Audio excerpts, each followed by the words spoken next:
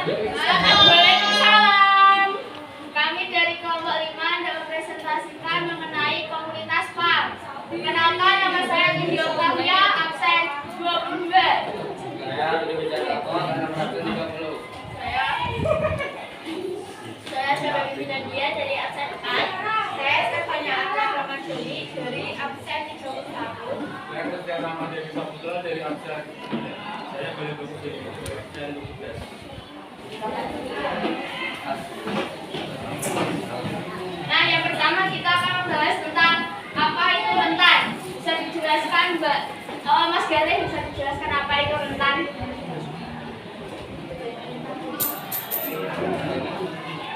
Adalah kelompok yang tidak dapat memenuhi kebutuhan hidup layak yang harus mendapatkan penghargaan dari pemerintah. Nah, rentan ini kelompok rentan terbagi menjadi 3. Yang pertama ada disabilitas, yang kedua ada PAM, yang ketiga ada HIV. Kali ini kami akan menjelaskan mengenai kelompok PAM. Nah, pengertian PAM ini akan dijelaskan oleh Mas Christian.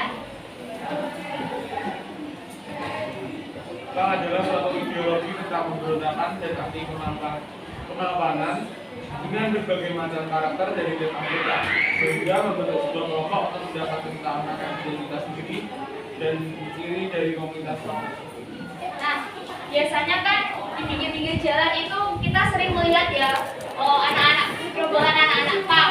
Di situ banyak sekali komunitas di situ ya. Dari mulai yang kecil, remaja, dan dewasa, remaja. Ada yang orang tua juga ada ya. Itu tergantung dari pribadi masing-masing dan masing-masingnya.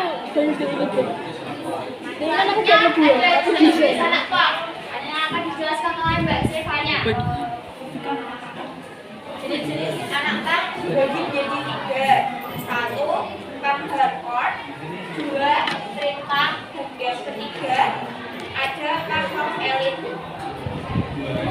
PAM hardcore adalah PAM yang berkembang pada tahun 1980-an di Amerika Serikat bagian utara.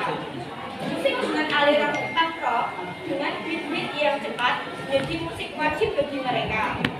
Jiwa pemberontakan sangat kental dalam kehidupan sehari-hari. Terkadang sesama anggota sering bermasalah. Dan yang kedua ada street punk. Street punk adalah punk yang terbiasa di pinggiran jalan yang mengamen untuk membeli rokok, sering bergaul dengan pengamen bisnis. Sebutan street punk adalah COI. Mereka sering berbuat oner di mana-mana. Para anggotanya diberi nama skinhead. Para skinhead penganut prinsip kerja keras itu wajib. Para skinhead lebih berani mengekspresikan musik dibanding komunitas yang lainnya. Dan yang ketiga ada punk rock elite. Punk rock elite beranggotakan seniman. Mereka menjauhi perselisihan dengan sesama komunitas atau orang-orang di sekitarnya. Mereka biasa berkumpul di distro ataupun kafe. Nah, seringkali kita melihat ya sekumpulan anak pang itu ada di jalan-jalan ya. Itu termasuk dalam street punk. Karena mereka kadang bergaul dengan pengemis, kadang juga ada yang membantu orang-orang yang ada di pinggiran. Tapi juga dia dapat berdampak baik karena dia kadang bisa membantu orang-orang yang membutuhkan. Tapi juga dia dapat berdampak bagus bagi lingkungan sekitarnya. Selanjutnya ada fenomena anak PAM terjadi karena beberapa faktor yang akan dijelaskan oleh Mas Udi.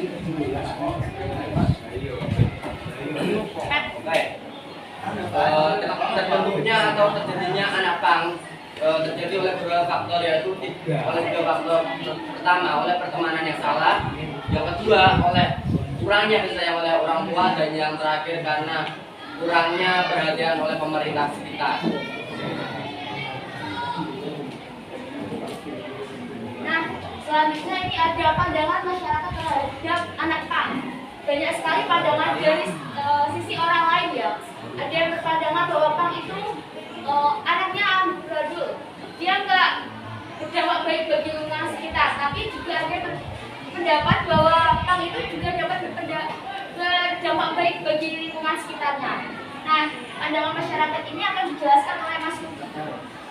Sebelumnya pandangan masyarakat terhadap anak pang ini ada yang berpendapat, ada yang berpandangan bahwa komunitas anak pang itu biasanya negatif-negatif, namun juga ada yang berpendapat positif juga. Kalau biasanya itu masyarakat itu lebih banyaknya itu pakai yang pandangan yang negatif karena seperti gaya hidupnya anak pang biasanya itu mabuk-mabukan, rokok, terus seks bebas terkadang itu juga, dan yang lain-lain. Banyak sekali pandangan negatif terhadap anak pang. Namun di sisi lain juga banyak masyarakat yang berpikiran positif tentang anak pang. Mungkin karena tidak semua anak pang itu melakukan hal yang seperti tadi. Ada juga anak pang yang taat beribadah, terus banyak lah. Tapi masih terundung atau masih terdiskriminasi oleh masyarakat. Nah, terima kasih untuk presentasi hari ini.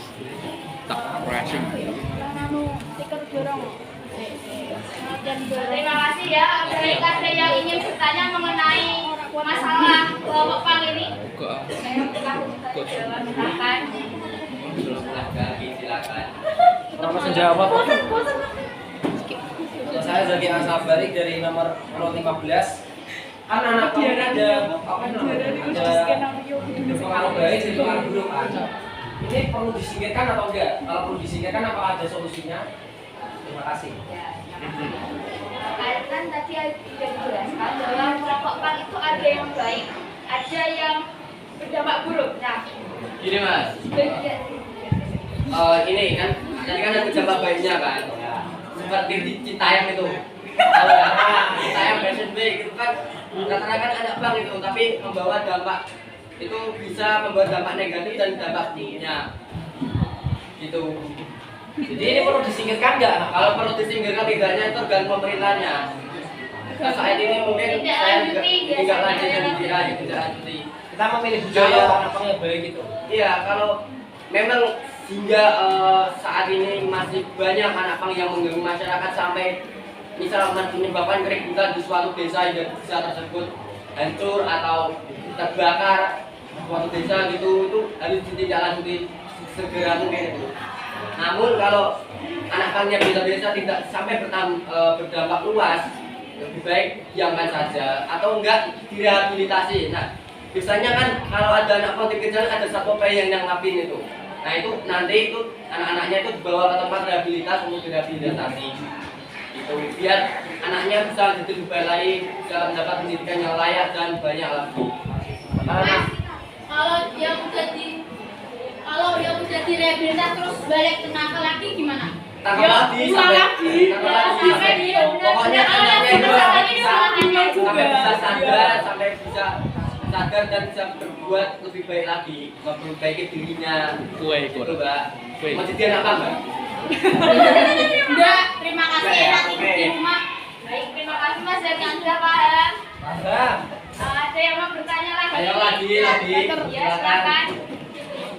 Saya dari Mandiri dari Saya mau bertanya. Apakah Ajak keluas lah. Aku cilik anjir. Isin banget anjir. Ketemu Bang Rara. Ya, Mbak, untuk perlakuan khusus untuk yang menyebutkan sama negatif seperti ini. Kalau biasanya anak pang yang sampai membuat kerusuhan di jalan itu biasanya langsung ditangkap oleh satpol pp dan langsung direhabilitasi. Tempat rehabilitasi.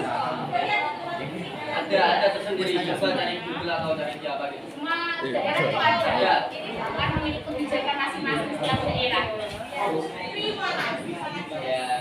Oh, sudah Mas Adi ini. semua bertanya. Ya, ada yang bertanya Mas Adi semuanya. Mas Adika.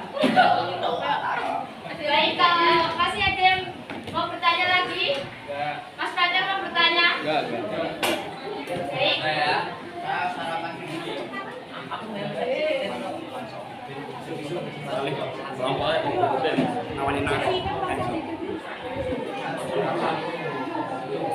Baik, terima kasih untuk presentasi hari ini. Mohon maaf apabila ada kesalahan atau kekurangan dalam penyampaian kami. Baik, mohon maaf. Terima kasih.